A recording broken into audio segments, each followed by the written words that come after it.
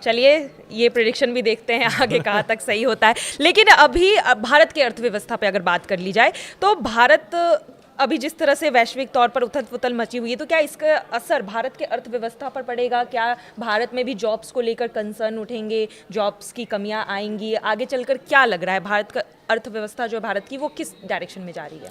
देखिए, पूरी दुनिया की अर्थव्यवस्था 2028 जनवरी से बेहद कमज़ोर होने वाली है और 2032 तक पूरी दुनिया में आर्थिक रूप से मंदी का हम हाहाकार देखेंगे। अच्छा। भारत भी उससे अछूता नहीं रहेगा।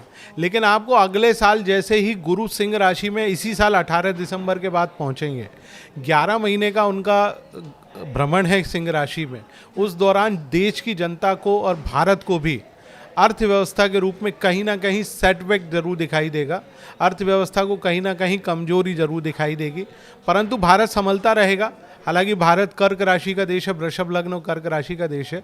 जब गुरु ग्रह कन्या राशि की ओर आगे बढ़ेगा, निस्संदेह अर्थव्यवस्था की जो डेंट है उसको थोड़ा सा कम करते हुए आगे बढ़ेगा, परंतु आने वाले सालों में वो अर्थव्यवस्था की मंदी भारत में भी सुनाई देगी।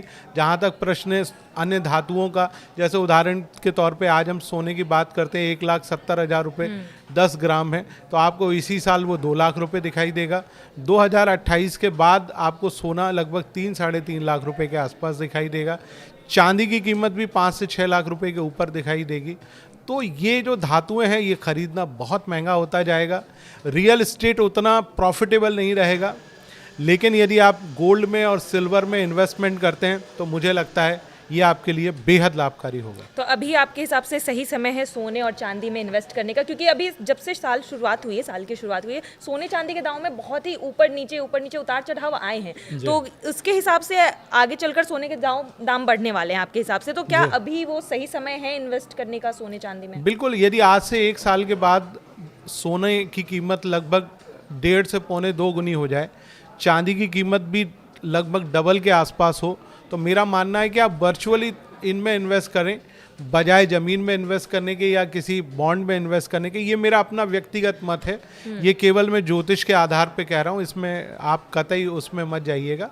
लेकिन मैं अपने अनुभव और अपनी ज्योतिष भविष्यवाणी के आधार पे कह रहा हूँ कि आप गोल्ड में इन्वेस्ट करिए, चांदी में इन्वेस्ट करिए, आप अन्य धातुओं में इन्वेस्ट करिए, ये इन्वेस्टमेंट आपको बहुत फलित दिखाई देगा। और इस साल स्टॉक मार्केट की बात कर ली जाए, क्योंकि पिछले कई सालों से देखा जाए तो स्टॉक मार्केट ऊपर नीचे हो रहा है, और ये साल की शुरुआत भी कुछ अच्छी नहीं रही है मार्केट के हिसाब से। और अभी भी जिस तरह से ईरान का जो युद्ध चल रहा है उसमें भी स्टॉक मार्केट कहीं ना कहीं नीचे ही गिरती हुई दिखाई दे रही है। तो आने वाले समय में क्या लगता है, इन्वेस्टमेंट के हिसाब से स्टॉक मार्केट में इन्वेस्ट करना सही होगा, नहीं होगा? देखिए, इस साल स्टॉक मार्केट बहुत आगे बढ़ेगा, खासतौर से मई के महीने में। मई से लेकर नवंबर तक स्टॉक मार्केट अपने बहुत अच्छी ऊंचाइयों को गेन करेगा, और उसकी शुरुआत आपको अभी 11 मार्च के बाद होती हुई दिखाई देगी। यानी मार्च के एंड में, खासतौर से चैत्र नवरात्रि के बाद स्टॉक एक्सचेंज बहुत तेज़ी से दौड़ेगा। आप बिल्कुल इन्वेस्ट करें, लेकिन मैं आपको यही सलाह दूंगा कि अक्टूबर के बाद थोड़ा सा संभल के आप स्टॉक एक्सचेंज में इन्वेस्ट करें, ताकि आपके लिए वो बेहतर साबित हो।